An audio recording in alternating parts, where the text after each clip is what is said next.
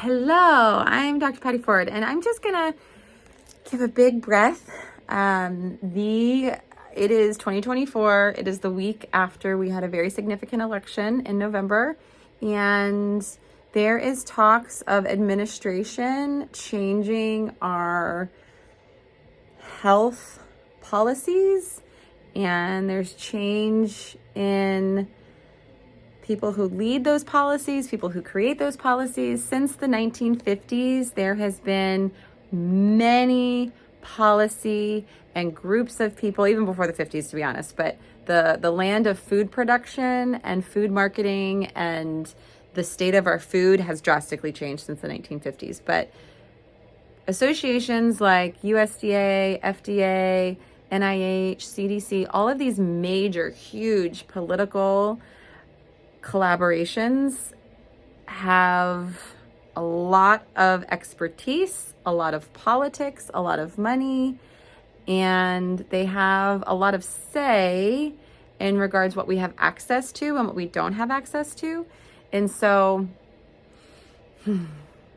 typically these types of efforts move at a slow pace with intention, but there's also a lot of influence with who's in charge and who has what say. So I do believe in our democracy where there is educated discussion and what is the benefit of everybody at play. Public health policy has a lot of politics involved, and politics sometimes don't have the best intentions. However, we in the United States, I live in the United States, there is a level of safety with our food, meaning most of the time when I go out to eat or I buy food at my store, I'm not going to get sick. And meaning there's not going to be foodborne illnesses. And there's so many steps that make sure that that happens. And that's our lived experience, where across the world, that's not the lived experience, where you do have to pay attention to the safety of your food. So when conversations are happening that people talk about how our food is killing us, those are very charged conversations. Those are very emotional conversations. Most decisions that humans make, they're actually mostly emotionally based, not logic based. But when you're in these big conversations about people's health, science should be involved, meaning what does the current science say?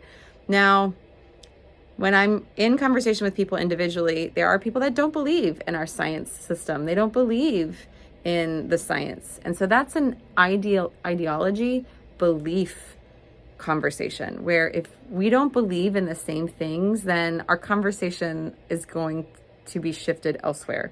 So then there's this awareness that, okay, you're making decisions on ideology, not on science.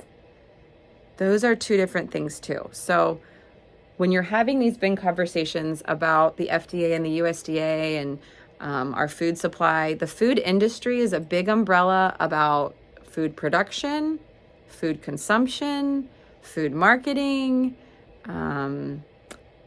food access. These are all big arenas to be dancing in, for a good analogy.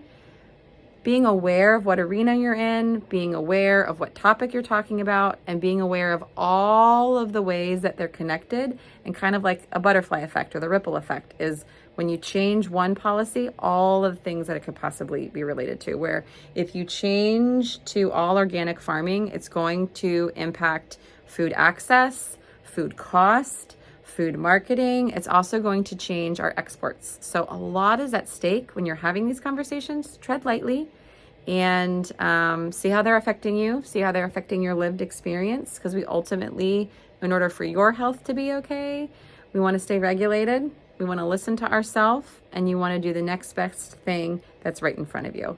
And slow down and enjoy the conversation, and then check in with what you have influence over. I hope this helps. Have a good day. Bye.